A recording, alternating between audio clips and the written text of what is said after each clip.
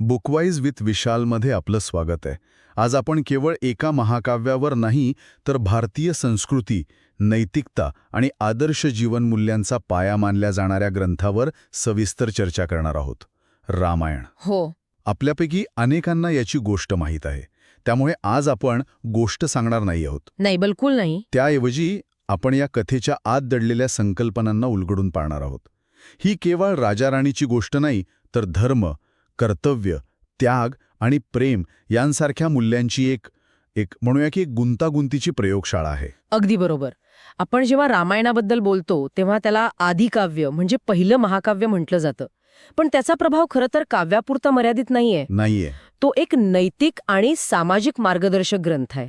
आणि तुम्ही धर्म या शब्दाचा उल्लेख केला, जो खूप खूप महत्वाचा आहे. हो. आपल्यासाठी आज धर्म म्हणजे पूजा, विधी किंवा धार्मिक कर्मकांड, पण रामायणातील धर्माची संकल्पना खूपच व्यापक आणि वैयक्तिक आहे. इथे धर्म म्हणजे कर्तव्य किंवा योग्य आचरण.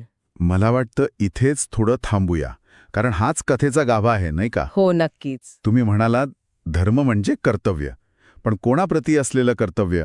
कारण रामायणात तर कर्तव्यांचा संघर्ष दिसतो. बरोबर. म्हणजे एका मुलाचा पित्याप्रती असलेला धर्म, एका भावाचा दुसऱ्या भावाप्रती असलेला धर्म, एका राजाचा प्रजेप्रती आणि एका पतीचा पत्नीप्रती. हे सगळं एकाच वेळी कसं निभावता येईल? उत्तम प्रश्न. आणि याच संघर्षावर रामायण उभं आहे. गंमत म्हणजे रामायणातील धर्म हा लवचिक नाही, तो ॲब्सल्यूट म्हणजे निरपेक्ष आहे. निरपेक्ष म्हणजे पित्याने आज्ञा दिली तर तिचं पालन करणं हा पुत्राचा धर्म आहे. मग ती आज्ञा योग्य असो वा अयोग्य हा विचार नाहीये. अच्छा. याउलट आपण महाभारतात पाहिलं तर तिथे श्रीकृष्ण परिस्थितीनुसार धर्माची व्याख्या बदलतात. ते आपद धर्माबद्दल बोलतात, जिथे मोठ्या ध्येयासाठी छोटे नियम मोडता येतात. रामायणात तसं नाही. म्हणजे इथला धर्म सरळ रेषेत चालणारा, अत्यंत कठोर आणि तत्वनिष्ठ आहे. अगदी. आणि याच तत्वनिष्ठेचं मूर्तिमंत उदाहरण म्हणजे राम हे पात्र. त्यांना एक विशेष उपाधी दिली जाते, मर्यादा पुरुषोत्तम. हो. हा शब्द आपण अनेकदा ऐकतो, पण त्याचा खरा अर्थ मला वाटतं यातच त्यांच्या संपूर्ण चारित्र्याचं सार दडलेलं आहे. नक्कीच. मर्यादा पुरुषोत्तम या शब्दाची आपण फोड करूया. मर्यादा म्हणजे काय? सीमा. किंवा नैतिकतेची चौकट. बरोबर. आणि पुरुषोत्तम म्हणजे पुरुषांमधील उत्तम, सर्वश्रेष्ठ पुरुष. याचा अर्थ असा की तो सर्वश्रेष्ठ पुरुष जो स्वतःहून नैतिकतेच्या आणि धर्माच्या मर्यादेत राहतो. अगदी. गंमत म्हणजे त्यांच्याकडे प्रचंड शक्ती आहे, दैवी सामर्थ्य आहे, पण ते त्याचा कधीही गैरवापर करत नाहीत. याचं काही सोपं उदाहरण देता येईल? हो, एक साधं उदाहरण देतो. समजा एक अत्यंत सामर्थ्यवान व्यक्ती आहे, जी एका क्षणात आपलं काम करून घेऊ शकते, पण तरीही ती रांगेत उभी राहून नियमांचं पालन करते. अच्छा. हीच मर्यादा आहे, स्वतःवर घातलेलं योग्यतेचं बंधन. हे उदाहरण खूप समर्पक आहे, पण मला एक प्रश्न पडतो, ही मर्यादा नेहमीच योग्य असते का? म्हणजे समजा तो शक्तिशाली माणूस एक डॉक्टर आहे आणि त्याला तातडीने ऑपरेशन थिएटरमध्ये पोचायचंय, तेव्हाही त्याने रांगेत उभं राहावं का? कारण रामाच्या बाबतीतही हा प्रश्न पुढे येतो. त्यांनी पित्याला दिलेल्या वचनाची मर्यादा पाळली, पण त्यामुळे संपूर्ण राज्याचं हित धोक्यात आलं. मग वैयक्तिक मर्यादा मोठी की राजा म्हणून असलेलं कर्तव्य? आणि नेमका हाच प्रश्न रामायणाला कालातीत बनवतो. यावर सरळ उत्तर नाहीये. नाही. रामायणाच्या दृष्टिकोनातून वैयक्तिक सत्य आणि वचनपालनाची मर्यादा ही सर्वश्रेष्ठ आहे. तर आजच्या आपल्या या चर्चेत आपण रामायणाच्या सुरुवातीच्या 2 अत्यंत महत्वाच्या भागांवर, बालकांड आणि अयोध्याकांड, हो, बालकांड आणि अयोध्याकांड, याच नजरेतून पाहणार आहोत. आपण हे समजून घेणार आहोत की ही पात्र कशी घडली आणि त्यांच्या आयुष्यातील हे नैतिक संघर्ष कसे सुरू झाले. चला तर मग कथेच्या सुरुवातीच्या टप्प्याकडे वळूया. अयोध्यानगरी, राजा दशरथ, त्यांच्याकडे सगळं काही आहे, वैभव, प्रजाप्रेम, न्यायप्रियता, पण एकच उणीव आहे. त्यांना पुत्र नाही, राज्याला वारस नाही. हो, आणि हे एका राजाचं दुःख असलं तरी हे खूप मानवी दुःख आहे. बरोबर. इथेच मानवी मर्यादा दिसून येते. सर्व सत्ता आणि ऐश्वर्य असूनही निसर्गाच्या चक्रापुढे राजा हतबल आहे. हो. वारस नसल्याची खंत त्याला आतून पोखरत आहे. मग ते महर्षींच्या सल्ल्याने पुत्रकामेष्टी यज्ञ करतात. हा यज्ञ म्हणजे केवळ एक विधी नाही, तर ती एक आर्त प्रार्थना आहे, ज्यात राजा आपलं सर्वस्व पणाला लावतो. हो. ही गोष्ट आपल्याला सांगते की काही गोष्टी मानवी प्रयत्नांच्या पलीकडच्या असतात आणि त्यासाठी शरणागती पत्करावी लागते. आणि त्या यज्ञातून अग्निदेव प्रकट होतात आणि राजाला एक दिव्य पायस म्हणजे खीर देतात. 4 राजपुत्रांचा जन्म होतो: राम, भरत, लक्ष्मण आणि शत्रुघ्न. या चौघांचे स्वभाव म्हणजे जणू मानवी सद्गुणांचे 4 वेगवेगळे पैलू आहेत. कसे? राम शांत, संयमी आणि करुणाशील. लक्ष्मण तेजस्वी, आक्रमक आणि रामावर अतूट निष्ठा ठेवणारा. रामाची सावलीच जणू. अगदी. भरत धर्मनिष्ठ आणि विनम्र, ज्याच्यासाठी सत्य आणि कर्तव्य सर्वोच्च आहे. आणि शत्रुघ्न शांत, निष्ठावंत आणि सेवाभावी. त्यांचे हे मूळ स्वभावच पुढे संपूर्ण कथेला आणि त्यांच्या नात्यांना आकार घेतात. राजकुमार मोठे होत असतानाच एक दिवस विश्वामित्र ऋषी दशरथाच्या दरबारात येतात. हो, आणि त्यांची मागणी ऐकून दशरथाला धक्काच बसतो. बसणारच. ते यज्ञाच्या रक्षणासाठी राम आणि लक्ष्मणाला सोबत घेऊन जाण्याची मागणी करतात. आजच्या काळात विचार केला तर हे म्हणजे आपल्या किशोरवयीन मुलांना एका युद्धक्षेत्रात पाठवण्यासारखं आहे. दशरथाचा नकार स्वाभाविक होता. हो, पण इथेच रामाच्या राजकुमार ते नायक या प्रवासाला एक निर्णायक वळण मिळतं. बरोबर. गुरु वशिष्ठांच्या सल्ल्याने राजा तयार होतो. जंगलात गेल्यावर राम आणि लक्ष्मण ताडका नावाच्या राक्षसीचा वध करतात. म्हणजे राजवाड्यातील सुखसोयींमध्ये वाढलेला राम पहिल्यांदाच खऱ्या अर्थाने अधर्माचा, क्रूरतेचा सामना करतो. आणि त्याचा नाश करतो. ही त्याची शौर्याची पहिली आणि महत्वाची परीक्षा असते. याच प्रवासात विश्वामित्र रामाला बला आणि अतिबला यांसारख्या दिव्य अस्त्रांचा ज्ञान देतात. ही केवळ शस्त्र नाहीत, तर ती एक जबाबदारी आहे. अगदी. याच प्रवासात एक अत्यंत सुंदर प्रसंग घडतो: अहल्योद्धार. हो. गौतम ऋषींच्या शापामुळे शिळा बनलेल्या अहिल्येला रामाच्या केवळ पायाच्या स्पर्शाने मुक्ती मिळते. ही घटना काय दर्शवते? हे केवळ एक चमत्कार आहे की यामागे काही खोल अर्थ आहे? हा प्रसंग खूप महत्वाचा आहे. तो रामाच्या केवळ सामर्थ्याचा नाही, तर त्याच्या करुणेचं आणि पावित्र्याचं प्रतीक आहे. अच्छा. यातून हे सिद्ध होतं की राम केवळ दुष्टांचा नाश करणारा नाही, तर तो शापग्रस्तांचा, पीडितांचा उद्धार करणाराही आहे. म्हणजे त्याची शक्ती विध्वंसक नाही. नाही, ती सृजनात्मक आणि मुक्तिदायी आहे. त्याने अहिल्येला न्याय दिला नाही, त्याने तिला क्षमा करून पुन्हा जीवन दिलं. हा फरक खूप मोठा आहे. म्हणजे राक्षसांना मारून शौर्य सिद्ध केलं आणि अहिल्येचा उद्धार करून करुणा दाखवली. चारित्र्याचे 2 महत्वाचे पैलू इथेच स्थापित होतात. बरोबर. यानंतर ते मिथिला नगरीत पोहोचतात, जिथे सीतेचं स्वयंवर आहे. अट एकच, भगवान शिवाचं पिनाक नावाचं धनुष्य उचलून त्याला प्रत्यांच्या लावणं. हे काही साधं धनुष्य नाही, ते दैवी आहे. अनेक मोठे राजे, योद्धे प्रयत्न करतात, पण कुणाला ते जागचं हलवताही येत नाही. ही केवळ शक्तीचं प्रदर्शन नाहीये, तर योग्यतेची परीक्षा आहे. जेव्हा राम पुढे येतो आणि अत्यंत सहजतेने ते धनुष्य उचलतो, तेव्हा तो केवळ एक वीर ठरत नाही, पण गंमत पुढे आहे. तो त्याला प्रत्यांच्या लावण्याचा प्रयत्न करतो आणि ते प्रचंड आवाजात तुटतं. हो, आणि तो आवाज ऐकून परशुराम तिथे येतात, अत्यंत क्रोधित होऊन. हा प्रसंग मला नेहमीच खूप नाट्यमय वाटतो. 2 महाशक्तींची टक्कर.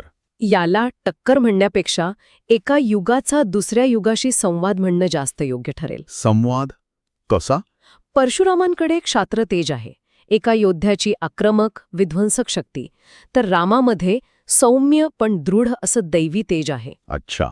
जेव्हा परशुरामांना रामाच्या विष्णू अवतार असण्याची जाणीव होते, तेव्हा त्यांचा क्रोध शांत होतो. एका अर्थी हा एका युगाकडनं दुसऱ्या युगाकडे जबाबदारी सोपवण्याचा क्षण आहे. म्हणजे परशुराम आपलं वैष्णव धनुष्य रामाला देतात आणि निघून जातात. हो. धनुष्य तुटणं हे जुन्या युगाचा अंत आणि रामाच्या नव्या, संयमित युगाची सुरुवात दर्शवतं. तर आता नायक तयार झाला आहे, त्याचा विवाह झाला आहे आणि तो अयोध्येत परतला आहे. राजा दशरथ रामाला युवराज म्हणून राज्याभिषेक करण्याची घोषणा करतात. सगळीकडे आनंदी आनंद आहे. पण म्हणतात ना, नियतीच्या मनात काहीतरी वेगळंच असतं. आणि इथेच कथेला एक अनपेक्षित आणि दुःखद वळण मिळतं. हे वळण येतं कैकेयीची दासी मंथरामुळे. मंथरेला केवळ एक खलनायिका म्हणून पाहणं सोपं आहे, पण ती मानवी मनातील मत्सर, असुरक्षितता आणि चुकीच्या महत्वाकांक्षेचं प्रतीक आहे. तिच्या मनात भीती निर्माण होते. हो, भीती की जर राम राजा झाला तर तिची मालकीण कैकेयी आणि तिचा मुलगा भरत यांचं महत्त्व कमी होईल. ही एक अत्यंत वास्तविक राजकीय भीती आहे जी कोणत्याही राजघराण्यात असू शकते. आणि ती हेच विष कैकेयीच्या मनात हळूहळू पेरायला सुरुवात करते, तिचे कान भरते. आणि दुर्दैवाने मंथरेचा विषारी शब्द हळूहळू कैकेयीच्या मनात घर करतात. मग ती राजा दशरथाकडे जाते आणि पूर्वी दिलेल्या 2 वरदानांची मागणी करते. 1. भरताला राज्याभिषेक. आणि 2. रामाला 14 वर्षांचा वनवास. दिलेल्या वचनात अडकलेला दशरथ हतबल होतो.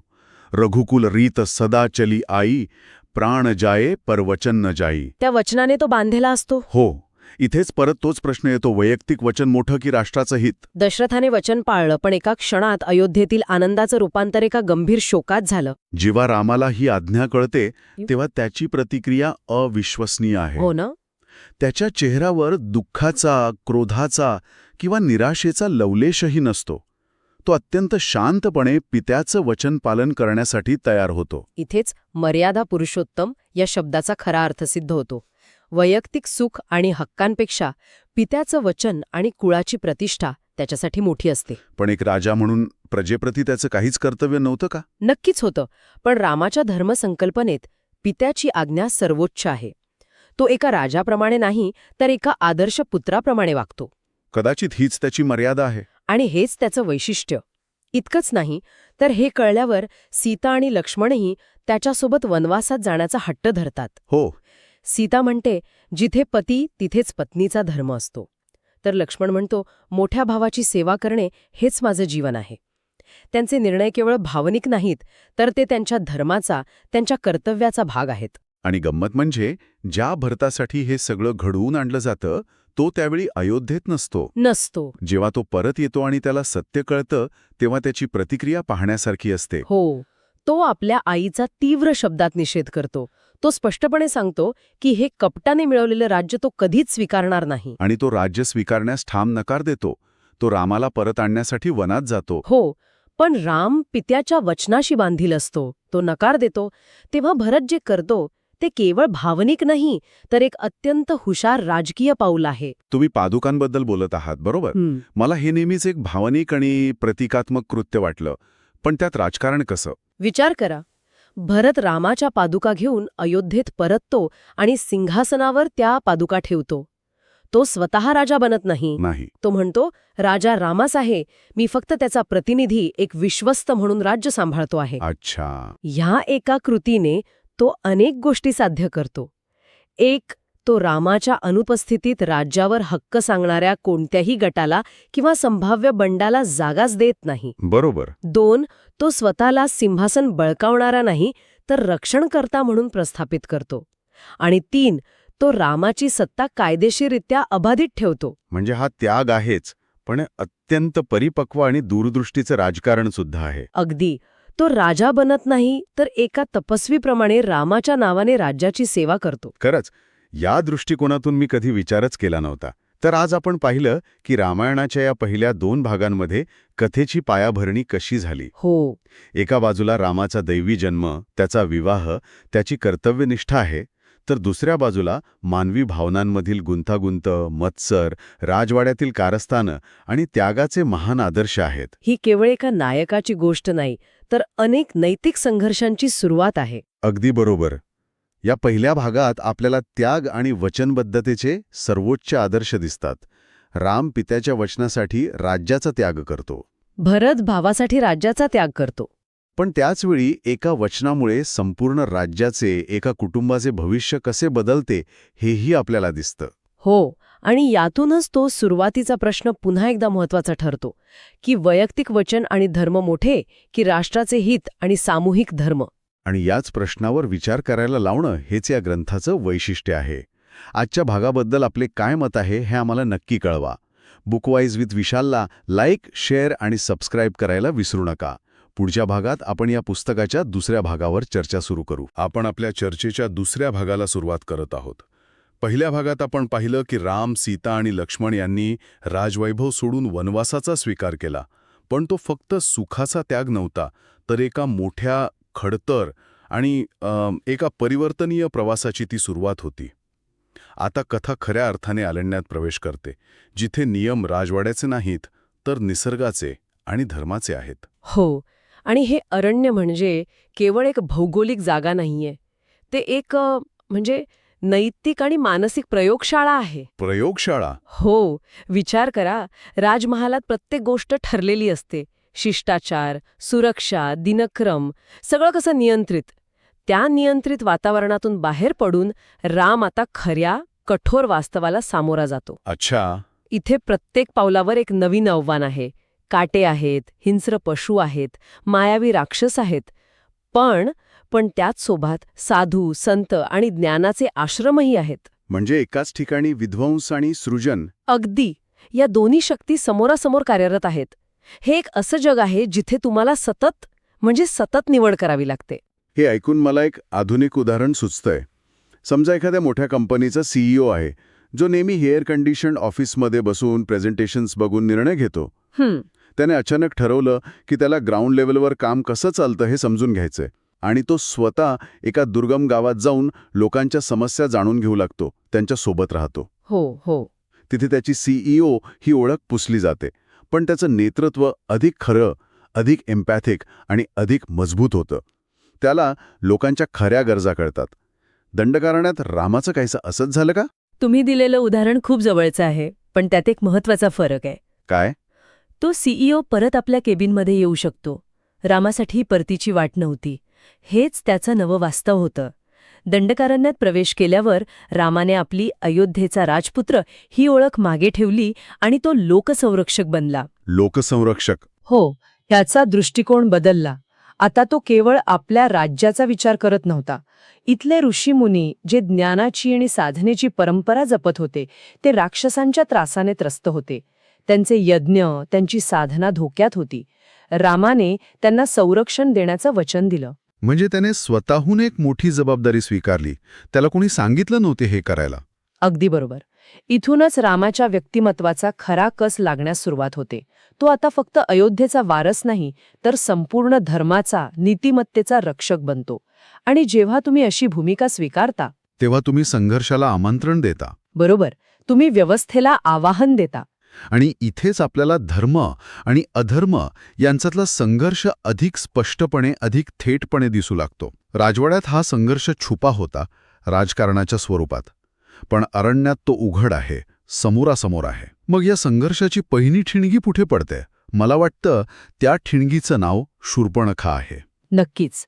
ती ठिणगीच नाही, तर एक प्रकारे प्रस्तावना आहे पुढे येणाऱ्या वादळाची. तर दंडकारण्यात रावणाची बहीण शूर्पणखा येते.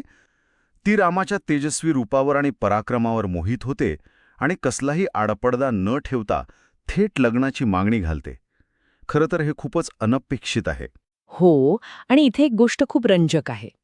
राम तिला नम्रपणे नकार देतो. तो तिचा अपमान करत नाही, एक मर्यादा पाळतो.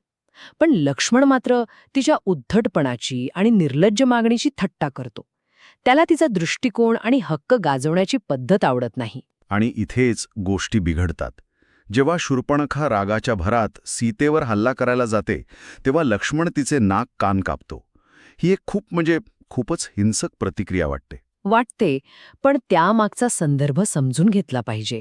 हा प्रसंग फक्त एका स्त्रीच्या अपमानापुरता मर्यादित नाही. ते रावणाच्या अहंकाराला, लंकेच्या अफाट सत्तेला दिलेलं थेट आव्हान होतं. अच्छा. विचार करा, अरण्यात राहणाऱ्या 2 तपस्वी मानवांनी राक्षसांच्या राजकन्येला शिक्षा देण्याचं धाडस केलं होतं. हे लंकेच्या दृष्टीनं नाकाबूल स्वीकारलं होतं. त्यांनी लंकेच्या अधिकाराला आव्हान दिलं होतं. आणि या आव्हानाचं उत्तर लगेच मिळतं. खरं आणि दूषण तिचे भाऊ 14,000 राक्षसांचं प्रचंड सैन्य घेऊन येतात. 14,000 ही संख्याच अविश्वसनीय आहे. येथेच मला एक प्रश्न नेहमी पडतो. हजारो राक्षसांशी राम एकटा लढतो आणि विजय मिळवतो. एका व्यक्तीमध्ये एवढी शक्ती, एवढा पराक्रम कुठून येतो? हे केवळ दैवी शक्तीचं प्रदर्शन आहे की यामागे काही वेगळं तत्वज्ञान आहे? हा खूप महत्वाचा प्रश्न आहे. याचं उत्तर दैवी शक्ती असं देऊन आपण सोपं करू शकतो, पण मूळ ग्रंथ आपल्याला त्याहून खोलवर विचार करायला लावतात. हा पराक्रम अहंकारातून किंवा वैयक्तिक रागातून नाही आलेला. मग तो धर्मरक्षणाच्या निश्चयातून येतो. इथे रामाचं युद्ध वैयक्तिक नाही, ते तत्वांसाठी आहे, ऋषीने दिलेलं वचन पाळण्यासाठी आहे. तो एका मोठ्या ध्येयासाठी लढतोय. अच्छा. आणि जेव्हा ध्येय स्वतःपेक्षा मोठं असतं तेव्हा व्यक्तीमध्ये असीम शक्तीचा संचार होतो. याला तुम्ही मानसिक एकाग्रता म्हणू शकता, आत्मिक बळ म्हणू शकता. तो स्वतःसाठी नाही तर इतरांसाठी लढत होता आणि हीच त्याच्या शक्तीची खरी प्रेरणा होती. म्हणजे जेव्हा तुम्ही मीच्या पलीकडे जाऊन एका मोठ्या उद्दिष्टाशी जोडले जाता तेव्हा तुमची क्षमता वाढते. खरदूषण वध हा रावणासाठी एक मोठा धक्का होता. हो, त्याला कळून चुकलं की राम हा कुणी सामान्य तपस्वी नाही. आणि म्हणूनच तो आता थेट युद्धाचा मार्ग सोडून कपटाचा मार्ग निवडतो. बरोबर. त्याला कळलं होतं की समोरासमोरच्या लढाईत रामाला हरवणं शक्य नाही. आणि याच कपटाच्या खेळाचा पुढचा अंक म्हणजे सुवर्णमृग. रावण मारीच नावाच्या राक्षसाच्या मदतीने एका सोन्याच्या हरणाची योजना आखतो. हे सुवर्णमृग म्हणजे नक्की काय आहे?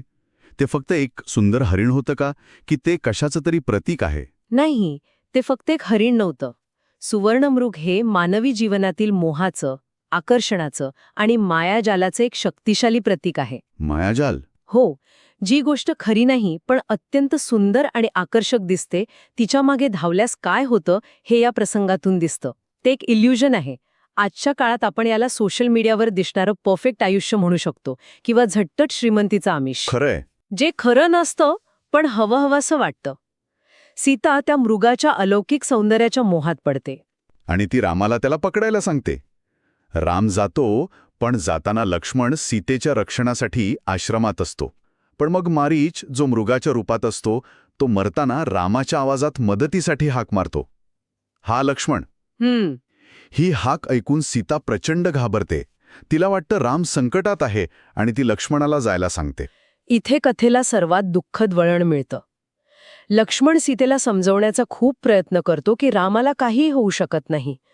पण सीता चिंतेने आणि भीतीने इतकी व्याकुळ होते की ती लक्ष्मणावरच संशय घेते, त्याला कठोर शब्द बोलते. आणि मग लक्ष्मण ती प्रसिद्ध लक्ष्मण रेषा आखतो. हो, पण ती लक्ष्मण रेषा केवळ एक जमिनीवरची रेषा नव्हती. ती मर्यादा, संयम आणि विवेकाचं प्रतीक होती. पण सीतेच्या आग्रहाखातर आणि तिच्या कठोर शब्दांमुळे व्यथित होऊन लक्ष्मणाला ती रेषा ओलांडून जावं लागतं. म्हणजे तिथे एक धर्मसंकट उभं राहतं. अगदी. भावाची आज्ञा पाळावी की वहिनीच्या शब्दांचा मान राखावा. आणि याच संधीचा फायदा घेऊन रावण साधूच्या वेशात येतो, भिक्षा मागण्याच्या बहाण्याने सीतेला रेषेबाहेर बोलावतो आणि तिचं अपहरण करतो. म्हणजे हे अपहरण केवळ एका स्त्रीचं अपहरण नाही. नाही, अजिबात नाही. ते धर्मावर, नीतिमत्तेवर आणि मर्यादांवर केलेला हल्ला होता. एका तपस्वी स्त्रीचं, एका पतिव्रतेचं कपटाने हरण करणं हा रावणाचा सर्वात मोठा अधर्म होता. संपूर्ण रामायणाची दिशा बदलणारा हा क्षण होता. इथून पुढे ही कथा केवळ वनवासाची राहत नाही. ती एका महायुद्धाची प्रस्तावना बनते. रामाचा वैयक्तिक संघर्ष आता एका वैश्विक संघर्षात बदलतो. सीतेला घेऊन जाणाऱ्या रावणाला आकाशात एक अनपेक्षित विरोधक भेटतो. गिधाडराज जटायू. तो रामाच्या वडिलांचा, दशरथाचा मित्र असतो. आणि जटायूचं पात्र खूप काही शिकून जातं. तो वृद्ध आहे, त्याचे पंख थकलेले आहेत. त्याला पूर्णपणे माहीत आहे की तो रावणाच्या प्रचंड शक्तीसमोर एका क्षणासाठी टिकू शकणार नाही. तरीही तो लढतो. आपल्या मित्राच्या सुनेला वाचवण्यासाठी रावणावर हल्ला करतो. तो शेवटच्या श्वासापर्यंत लढतो. त्याला काहीही मिळवण्याची अपेक्षा नसते. तो फक्त आपलं कर्तव्य करतो. अगदी. रावण त्याचे पंख कापतो, पण मरण्यापूर्वी तो रामाला सीतेच्या अपहरणाची बातमी देऊनच प्राण सोडतो. जटायूचं बलिदान हे निस्वार्थ धर्मनिष्ठेचं, कर्तव्याचं सर्वोच्च उदाहरण आहे. ते आपल्याला सांगतं की परिणामांची चिंता न करता योग्य गोष्टीसाठी उभं राहणं किती महत्वाचं आहे. बरोबर. आणि मग आपण रामाचं एक असं रूप पाहतो जे याआधी आपण कधीच पाहिलं नव्हतं. सीतेच्या अपहरणाची बातमी कळताच तो पूर्णपणे कोसळून जातो. तो व्याकुळ होतो, लहान मुलासारखा रडतो, झाडावेलींना, पशुपक्ष्यांना सीतेबद्दल विचारतो. देवासारखा पूजला जाणारा राम इथे पूर्णपणे मानवी वेदना अनुभवतो. मला वाटतं अनेकदा आपण देवांना भावनाहीन, स्थिर मानतो, पण इथे तर राम पूर्णपणे मानवी भावनांच्या अधीन झालेला दिसतो. आणि हीच रामायणाची महानता आहे. देव असूनही मानवी दुःख भोगणं, वियोगाच्या वेदनेने तळमळणं हे रामाला आपल्या अधिक जवळचं बनवतं. त्याचा हा शोक, ही करुणा त्याच्या देवत्वाला उणेपणा आणत नाही, तर ते अधिक तेजस्वी करते. तो राजा आहे, पण आधी तो एक पती आहे. त्याचं दुःख खरं आहे आणि म्हणूनच ते प्रत्येकाच्या हृदयाला भिडतं. हीच गोष्ट त्याला केवळ पूजनीय नाही तर रिलेटेबल बनवते. हो, अगदी. या प्रचंड दुःखात आणि निराशेच्या गर्तेत राम लक्ष्मण दक्षिणेकडे प्रवास करत किष्किंधा पर्वताजवळ येतात आणि इथे त्यांची भेट एका अशा पात्राशी होते जे कथेला पूर्णपणे नवी दिशा देणार होतं. आणि इथून कथेचा सूर निराशेकडून आशेकडे वळतो. हो, आणि ते पात्र म्हणजे हनुमान. बरोबर. हनुमानाची ओळख खूप महत्वाची आहे. तो सुग्रीवाचा मंत्री आहे. तो केवळ शक्तिशाली नाही तर अत्यंत बुद्धिमान, विनम्र आणि उत्तम संवादक आहे. तो ब्राह्मणाच्या वेशात राम लक्ष्मणांकडे येतो. अच्छा, आपण ब्राह्मणाच्या वेशात का? कारण त्याला शंका असते की हे वालीने पाठवलेले हेर तर नाहीत ना. तो पहिल्याच भेटीत रामाचं दिव्यत्व ओळखतो. त्याची बोलण्याची पद्धत, त्याची नम्रता आणि त्याची भक्ती रामाला प्रचंड प्रभावित करते. असं काय खास होतं त्याच्या बोलण्यात? तो जे बोलतो त्यात कुठेही अहंकार नसतो. तो स्वतःबद्दल बोलत नाही तर आपला स्वामी सुग्रीव याच्याबद्दल बोलतो. तो नम्रपणे चौकशी करतो. त्याच्या बोलण्यातून त्याची बुद्धिमत्ता आणि निष्ठा दोन्ही स्पष्ट दिसतात. आणि त्यामुळे एका क्षणात विश्वासाचं नातं तयार होतं. हो, राम लक्ष्मणाला म्हणतो की असा मंत्री ज्याच्याकडे आहे त्याचं राज्य नक्कीच यशस्वी होईल. आणि इथेच आपल्याला सुग्रीवाची कथा कळते. त्याचा मोठा भाऊ वाली याने कपटाने त्याचं राज्य आणि त्याची पत्नी रुमा हिसकावून घेतली होती आणि त्याला राज्यातून हाकलून दिलं होतं. म्हणजे राम आणि सुग्रीव दोघेही एकाच दुःखातून जात होते. पत्नी वियोगाच्या. बरोबर. ही समान वेदना त्यांना एकत्र आणते. राम येथे फक्त सीतेचा शोध घेणारा एक दुःखी पती राहत नाही, तर तो एका अन्यायग्रस्त मित्राला न्याय देणारा राजा बनतो. आणि मग ते एकमेकांना वचन देतात. हो, राम सुग्रीवाला मदत करण्याचं वचन देतो आणि सुग्रीव सीतेच्या शोधात आपल्या संपूर्ण वानर सेनेनिशी मदत करण्याचं. ही मैत्री दोन व्यक्तींमधली नाही तर दोन ध्येयांमधली आहे. एकाला पत्नी परत हवी आहे, दुसऱ्याला राज्य आणि पत्नी. पण दोघांचाही मार्ग अधर्माविरुद्ध आहे. हा एका नव्या युतीचा, एका नव्या आशेचा प्रारंभ होता. पण सुग्रीवाला मदत करणं सोपं नव्हतं. वाली प्रचंड पराक्रमी होता. हो, त्याला वरदान होतं की जो कोणी त्याच्यासमोर येऊन लढेल त्याची अर्धी शक्ती वालीला मिळेल. म्हणजे त्याला समोरासमोर हरवणं अशक्य होतं. म्हणूनच राम झाडाआडून बाण मारून त्याचा वध करतो. खरं सांगायचं तर कथेचा हा भाग मला नेहमीच थोडा अवघड वाटतो. राम जो धर्माचा आदर्श आहे तो असं छुपून हल्ला कसा करू शकतो? हे त्याच्या चारित्र्याशी विसंगत नाही का? तुम्ही जो प्रश्न विचारलात तोच प्रश्न मरताना वाली रामाला विचारतो. आणि स्त्रोत आपल्याला सांगतात की राम स्वतः याचं उत्तर देतो. काय उत्तर देतो तो? तो वालीला समजावतो की धाकट्या भावाच्या पत्नीवर हक्क गाजवणं, तिला बंदी बनवणं हा घोर अधर्म आहे. तू एक अपराधी आहेस आणि एक राजा म्हणून, धर्मरक्षक म्हणून अधर्म करणाऱ्याला शिक्षा देणं हे त्याचं कर्तव्य होतं. अच्छा. तो तिथे एका प्रतिस्पर्धी योद्ध्याच्या नात्याने नाही तर एका शासकाच्या भूमिकेतून न्याय करत होता, जो अपराध्याला त्याच्या अपराधाची शिक्षा देतो. इथे व्यक्तिगत युद्धाचे नियम लागू होत नाहीत तर राजधर्माचे नियम लागू होतात. म्हणजे तुम्ही म्हणताय की राम इथे एका न्यायाधीशाच्या भूमिकेत होता, योद्ध्याच्या नाही. ही एक वेगळी दृष्टी आहे. वालीच्या मृत्यूनंतर सुग्रीव किष्किंधेचा राजा बनतो. त्याला त्याचं राज्य, त्याची पत्नी परत मिळते. पण मग एक अनपेक्षित गोष्ट घडते. हो, आणि ती खूपच मानवी आहे. सुग्रीव राज्याच्या सुखात, ऐशारामात आपलं वचन विसरतो. घेत होतो आणि किष्किंधेत जाऊन सुग्रीवाला जाब विचारायला निघतो. हा प्रसंग नेतृत्वाच्या परीक्षेचा आहे, नाही का? अगदी. लक्ष्मणाचा क्रोध हा सुग्रीवाला त्याच्या कर्तव्याची आठवण करून देणारा आहे. तो त्याला आठवण करून देतो की ही सत्ता रामाच्या कृपेमुळे मिळाली आहे आणि त्यासोबत एक वचनही आहे. सुग्रीवाला आपली चूक कळते आणि तो लगेच संपूर्ण वानरसेना एकत्र करण्याचे आदेश देतो. हे दाखवतं की चांगल्या नेत्यालाही कधीकधी त्याच्या जबाबदारीची आठवण करून द्यावी लागते. बरोबर. मग वानरसेनेला चारही दिशांना सीतेच्या शोधात पाठवलं जातं. हनुमान, अंगद, जांबवंत यांसारखे महान योद्धे दक्षिण दिशेकडे जातात. पण प्रवास करता करता ते दक्षिण समुद्राच्या किनाऱ्यावर पोहोचतात. समोर अथांग, विशाल समुद्र दिसल्यावर सगळे निराश होतात. हो, इतका मोठा समुद्र ओलांडून लंकेत कोण जाणार? त्यांची सगळी आशा संपते. आणि इथे पुन्हा एकदा कथेला एक अद्भुत कलाटणी मिळते. हो, जेव्हा सगळे आशा सोडून बसलेले असतात तेव्हा वृद्ध आणि अनुभवी जांबवंत हनुमानाला त्याच्या विसरलेल्या शक्तींची आठवण करून देतात. ते त्याला सांगतात की तो पवनपुत्र आहे. त्याच्यात जन्मतःच समुद्र ओलांडण्याची आणि आकाशात उडण्याची शक्ती आहे. त्याला त्याच्या भूतकाळातील पराक्रमांची आठवण करून देतात. अगदी. आणि मग हनुमानाला स्वतःच्या प्रचंड ताकदीचा साक्षात्कार होतो. हे खूपच प्रतिकात्मक आहे. आपल्या प्रत्येकात प्रचंड शक्ती असते, पण दैनंदिन जीवनात निराशेत किंवा अपयशाने आपण ती विसरलेलो असतो. फक्त कुणीतरी योग्य वेळी तुझी आठवण करून देण्याची गरज असते. तो जांबवंत कुणी मित्र असू शकतो, गुरु असू शकतो किंवा एखादा प्रसंग असू शकतो जो आपल्याला आपल्याच क्षमतेची जाणीव करून देतो. अगदी बरोबर.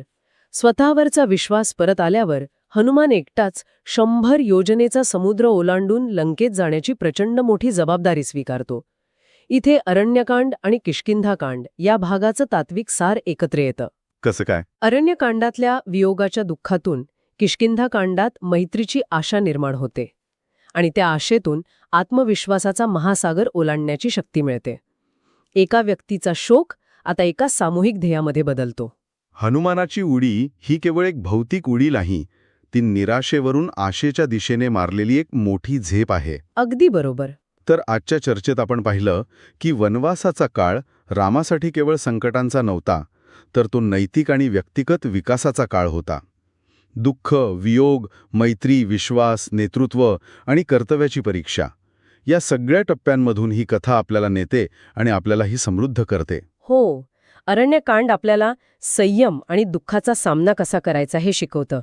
ते दाखवतं की मोठ्यातला मोठा नायकही दुःखाने खचू शकतो. तर किष्किंधाकांड आपल्याला मैत्रीचं आणि आत्मविश्वासाचं महत्त्व पटवून देतं. ते सांगतं की एकट्याने लढण्यापेक्षा योग्य सोबत्यांसह लढणं जास्त महत्त्वाचं आहे. बरोबर. प्रत्येक पात्र इथे धर्माची स्वतःच्या परीने व्याख्या करतं आणि त्याचं पालन करण्याचा प्रयत्न करतं. जटायूचं बलिदान, हनुमानाची भक्ती, सुग्रीवाची मैत्री हे सगळं धर्माच्या वेगवेगळ्या बाजू आपल्याला दाखवतं. या संपूर्ण चर्चेतून एक विचार माझ्या मनात घोळतोय. जर जांबवंताने हनुमानाला त्याच्या शक्तीची आठवण करून दिली नसती तर पुढे काय झालं असतं? कदाचित कथा तिथेच थांबली असती. हे आपल्याला विचार करायला लावतं की आपल्या प्रत्येकाच्या आयुष्यात असा कोणी जांबवंत असतो का, जो आपल्याला आपल्याच विसरलेल्या ताकदीची आठवण करून देतो? आणि या उलट आपण कधी इतरांसाठी ती जांबवंतांची भूमिका पार पाडतो का? आपल्या एका योग्य शब्दाने, एका प्रोत्साहनाने आपण कुणाच्या तरी आयुष्याला नवी दिशा देऊ शकतो का? या पुस्तकातील ही सखोल चर्चा आपल्याला आवडली असेल तर बुकवाईज विथ विशाल या चॅनलला लाईक, शेअर आणि सबस्क्राईब करायला विसरू नका. पुढच्या वेळी आपण या पुस्तकाच्या शेवटच्या भागावर चर्चा सुरू करू. कथा त्या निर्णायक क्षणी आहे जिथे वानर सेना सीतेच्या शोधात अनेक अडथळे पार करून समुद्रकिनाऱ्यावर पोचली आहे. हो, पण त्यांच्यासमोर एक अशी अडचण आहे जी शारीरिक ताकदीच्या पलीकडची आहे. एक अथांग विशाल महासागर. आणि इथेच ही कथा खूप रंजक वळण घेते.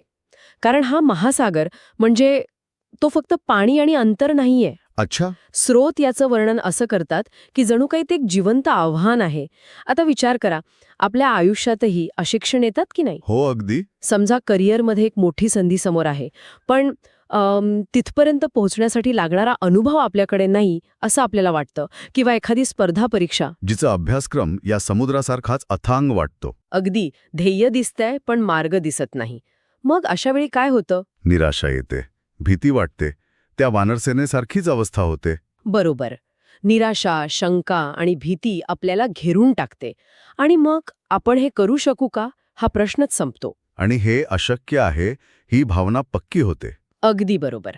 आणि इथेच ही कथा एक मानसशास्त्रीय मुद्दा मांडते की अशा परिस्थितीत आपला स्वतःच्या आतल्या शक्तीवर विश्वास उडतो का? कारण बघा, बहुतेक वानरांनी आपली मर्यादा ओळखली होती. हो, कोणी म्हणाले मी 10 योजनं उडी मारेन, कोणी 50.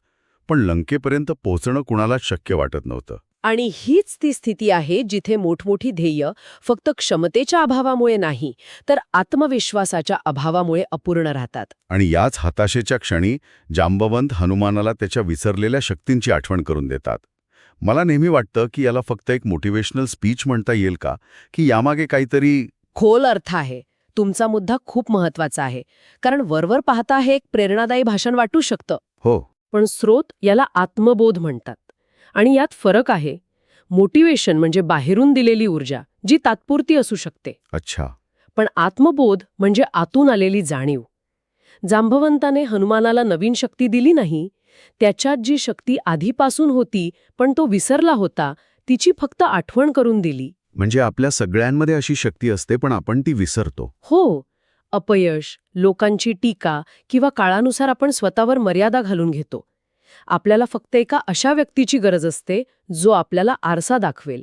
जांबवंताने तेच काम केलं. म्हणजे हा प्रवास बाहेरच्या समुद्राला पार करण्याआधी आतल्या शंकेच्या समुद्राला पार करण्याचा होता. अगदी. चला तर मग हनुमानाच्या या आत्मबोधापासून ते रामराज्याच्या स्थापनेपर्यंतच्या प्रवासातील प्रत्येक महत्त्वाच्या टप्प्यावर खोलवर नजर टाकूया आणि त्यातील आजच्या जीवनाशी निगडीत अर्थ समजून घेऊया. तर स्वतःच्या खऱ्या शक्तीची जाणीव झाल्यावर हनुमानाने समुद्रावर झेप घेतली. पण हा प्रवास सरळ नव्हता, नाही का? अजिबात नाही. वाटेत त्याला 3 मोठे अडथळे आले: मैनक पर्वत, सुरसा आणि सिंहिका. आणि या तिन्ही अडथळ्यांचा क्रम खूप मनोरंजक आहे. तो कसा? म्हणजे बघा, तो कोणत्याही मोठ्या ध्येयाच्या प्रवासाचा आराखडाच आहे. पहिला अडथळा आहे मैनक पर्वत. तो हनुमानाला विश्रांतीची, आरामाची ऑफर देतो. अच्छा, म्हणजे कम्फर्ट झोनचा मोह. अगदी बरोबर.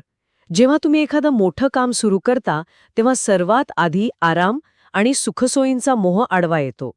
आज नको, उद्या करू, ही भावना. हो. हनुमान त्याला नम्रपणे नकार देतो, कारण त्याला वेळेचं महत्त्व माहीत होतं. आणि जर तुम्ही हा आरामाचा मोह टाळला तर पुढचा टप्पा येतो. बरोबर. पुढची परीक्षा घेते सुरसा.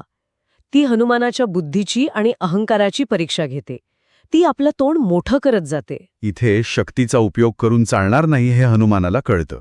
हो, तो स्वतःचं रूप सूक्ष्म करतो आणि तिच्या तोंडातून आत जाऊन बाहेर येतो. याचा अर्थ प्रत्येक आव्हान ताकदीने नाही तर बुद्धीने आणि विनम्रतेने सोडवावं लागतं. जेव्हा तुम्ही यशस्वी होऊ लागता तेव्हा तुमचा अहंकार सुखावण्याचा प्रयत्न केला जातो. त्यावर नियंत्रण मिळवणं ही दुसरी परीक्षा. आणि तिसरी सिंहिका, जी सावली पकडून खेचते. हा प्रकार तर सगळ्यात जास्त धोकादायक वाटतो. कारण तो अदृश्य शत्रू आहे. सिंहिका म्हणजे असे अडथळे जे दिसत नाहीत. जसे की लोकांची असूया, नकारात्मकता किंवा आपल्याच मनातली छुपी भीती. हे आपल्याला नकळतपणे मागे खेचत असतात. हनुमान तिला ठार करतो. म्हणजे संदेश स्पष्ट आहे. दिसणाऱ्या आणि न दिसणाऱ्या दोन्ही अडथळ्यांवर मात करायची आहे. हो, विवेक, बुद्धी आणि सतर्कता या 3 गोष्टी शक्ती इतक्याच महत्वाच्या आहेत. लंकेत पोचल्यावर त्यानं जे पाहिलं ती सोन्याची नगरी होती, वैभव आणि संपत्तीने भरलेली. पण हनुमान त्या वैभवाला भुलला नाही. आणि हा मुद्दा आजच्या जगासाठी खूप महत्वाचा आहे. आपण अनेकदा बाहेरील चकाकी पाहून प्रभावित होतो. हो, खरंय. पण हनुमान आपल्याला एक वेगळी दृष्टी देतो. त्याला दिसतं की हे वैभव अन्यायाच्या आणि अधर्माचा पायावर उभा आहे.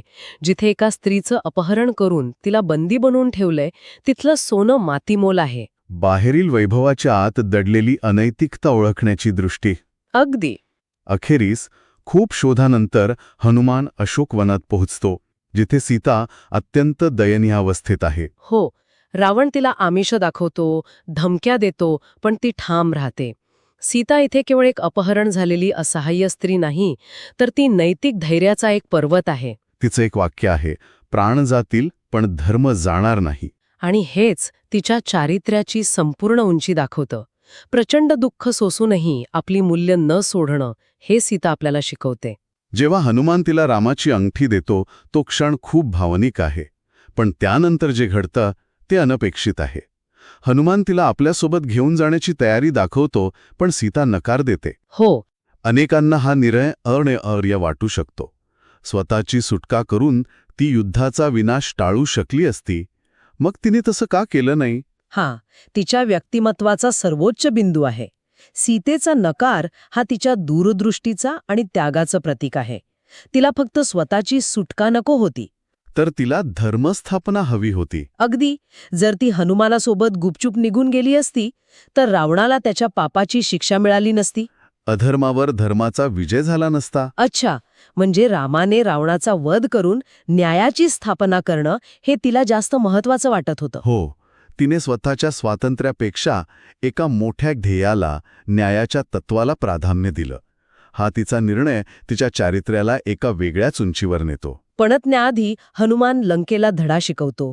तो अशोकवन उद्ध्वस्त करतो आणि अखेरीस रावणाच्या सभेत पोचतो. हो, जिथे मेघनाथ त्याला ब्रह्मास्त्राने बांधतो. इथेही हनुमान एक आदर्श ठेवतो.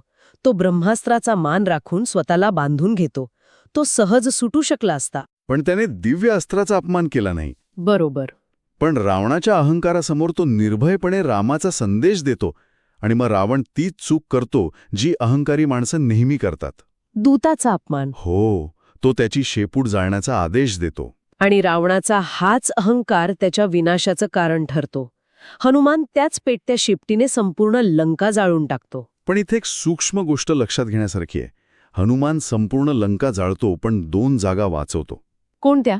एक म्हणजे अशोकवन, जिथे सीता आहे, आणि दुसरं म्हणजे विभीषणाचे घर.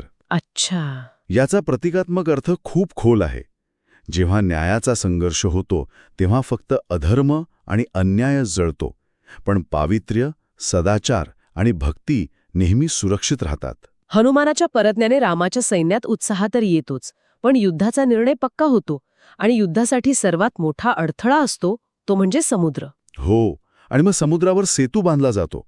हा सेतू केवळ दगड आणि विटांचा नव्हता. तो श्रद्धा, संघटन आणि कठोर परिश्रमांचा होता. अगदी प्रत्येक वानर, अगदी लहान खारुताई सुद्धा आपल्या क्षमतेनुसार मदत करते. यातून हेच शिकायला मिळतं की जेव्हा सगळेजण एका ध्येयासाठी एकजूट होऊन काम करतात तेव्हा अशक्य वाटणारं कामही शक्य होते. याच दरम्यान एक अत्यंत महत्त्वाची घटना घडते. रावणाचा भाऊ विभीषण, हो, त्याला सत्य आणि असत्यामधला फरक कळत असतो. तो रावणाला समजवतो, पण रावण ऐकत नाही. तेव्हा विभीषण धर्माची बाजू घेण्यासाठी रामाला शरण येतो. मला वाटतं हा निर्णय घेणं खूप कठीण असणार. नक्कीच. हा एका मोठ्या नैतिक संघर्षाचा क्षण आहे.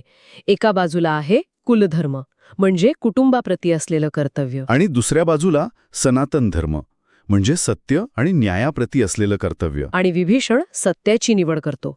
रामाच्या सैन्यातले काही जण त्याच्यावर संशय घेतात. साहजिक आहे, शत्रूच्या घरातून आलेला असतो तो. हो, पण राम त्याला आश्रय देतो आणि म्हणतो, जो शरण येतो त्याचे रक्षण करणे हा माझा धर्म आहे. हे रामाचं मोठेपण आणि विभीषणाचं धैर्य दाखवतं. आणि मग प्रत्यक्ष युद्धाला सुरुवात होते. कुंभकर्ण, मेघनाद सारखे महान योद्धे मारले जातात. ते पराक्रमी होते, पण ते अधर्माच्या बाजूने लढत होते. हीच त्यांची शोकांतिका होती. खरंय. आणि जेव्हा लक्ष्मणावर प्राणघातक हल्ला होतो तेव्हा हनुमान संजीवनी वनस्पतीसाठी संपूर्ण पर्वत उचलून आणतो. हे कृत्य म्हणजे भक्ती आणि निष्ठेची पराकाष्ठा आहे. शेवटी राम आणि रावण समोरासमोर येतात. आणि हा संघर्ष केवळ 2 योद्ध्यांचा नसतो. नाही, तो 2 विचारसरणींचा असतो. मर्यादा विरुद्ध अहंकार, धर्म विरुद्ध अधर्म. आणि विभीषणाच्या सल्ल्याने राम रावणाच्या नाभीवर बाण मारून त्याचा अंत करतो. यातून मिळणारा सर्वात मोठा संदेश हाच आहे की रावण ज्ञानी असूनही, शक्तिशाली असूनही केवळ अहंकारामुळे नष्ट झाला. ज्ञान आणि शक्ती जेव्हा विवेक आणि नम्रतेशिवाय येतात तेव्हा ते विनाशकारी ठरतात. युद्ध संपतं, पण कथेतील एक अत्यंत वादग्रस्त प्रसंग येतो. सीतेची अग्निपरीक्षा. आजच्या काळात याकडे पाहण्याचा दृष्टिकोन खूप वेगळा आहे. हो, आणि तो असायलाच हवा. स्रोतांनुसार हा प्रसंग त्या काळातील सामाजिक मूल्य आणि एक राजाच्या जबाबदारीचं प्रतिबिंब मानला जातो. राजाची जबाबदारी? हो, रामासाठी राजा म्हणून प्रजेच्या मनात कोणतीही शंका राहू नये हे महत्वाचं होतं. लोकनिंदा टाळण्यासाठी राजाला आपल्या वैयक्तिक भावनांपेक्षा राजधर्माला मोठं मानावं लागतं असं त्यातून सूचित होतं. याकडे आपण त्या काळाच्या सामाजिक चौकटीतून पाहिलं पाहिजे. यानंतर 14 वर्षांचा वनवास संपतो. रामाचं अयोध्येत पुनरागमन होतं आणि रामराज्याची स्थापना होते. रामराज्य म्हणजे नेमकं काय? ही फक्त एक राजकीय व्यवस्था होती का? नाही, रामराज्य ही केवळ एक राजकीय व्यवस्था नाही, तर ती एक आदर्श संकल्पना आहे. एक असं राज्य जिथे कुणावरही अन्याय होत नाही, जिथे समता आहे, जिथे सत्ता ही भोगासाठी नाही तर सेवेसाठी आहे. अगदी बरोबर, जिथे राजा स्वतःच्या सुखापेक्षा प्रजेच्या सुखाला जास्त महत्त्व देतो. हा एक आदर्श आहे जो प्रत्येक काळात राज्यकर्त्यांना मार्गदर्शक ठरू शकतो. म्हणजे थोडक्यात या संपूर्ण उत्तरार्धातून आपण हे शिकतो की अहंकार सर्वनाशाचे कारण ठरतो, त्यागातच खरं वैभव आहे आणि धर्मपालनाचा मार्ग कितीही कठीण असला तरी अंतिम विजय सत्याचाच होतो. बरोबर. जर तुम्हाला या प्रकारच्या सखोल चर्चा आवडत असतील आणि वेगवेगळ्या पुस्तकांमधील असेच महत्त्वाचे विचार ऐकायचे असतील तर बुकवाईज विथ विशाल या चॅनलला लाईक, शेअर आणि सबस्क्राईब करायला विसरू नका. या कथेचा शेवट खूप मार्मिक आहे. स्रोत सांगतात की ही कथा कधीच संपत नाही. नाही. ती संपत नाही. नाही. ती प्रत्येक पिढीत, प्रत्येक मनात आणि प्रत्येक संघर्षात नव्याने जन्म घेते. म्हणूनच रामायण हे केवळ एक ग्रंथ नसून ते एक जीवनदर्शन आहे. ते आपल्याला प्रत्येक परिस्थितीत योग्य अयोग्य काय आहे याचा विचार करायला लावतं. हो. तर या सगळ्याचा नेमका अर्थ काय? ही हजारो वर्षांपूर्वीची कथा आपल्याला आज काय सांगते? विचार करण्यासारखा प्रश्न हा आहे की जर ही कथा आपल्या संघर्षात नव्याने जन्म घेत असेल तर आजच्या आव्हानांमध्ये आपल्या आत कोणाचं प्रतिबिंब दिसतं? आपल्यात दडलेली शक्ती शोधणाऱ्या हनुमानाचं, की शांतपणे आणि धैर्याने तत्वांसाठी उभ्या राहणाऱ्या सीतेचं, किंवा न्यायासाठी प्रसंगी आपल्याच लोकांच्या विरोधात जाण्याचं धैर्य दाखवणाऱ्या विभीषणाचं? पुढच्या भागात तुम्हाला कोणत्या पुस्तकाचा सारांश ऐकायला आवडेल? तुमची सूचना कमेंट्समध्ये नक्की सांगा. तुमची निवड पुढच्या भागात सादर केली जाऊ शकते.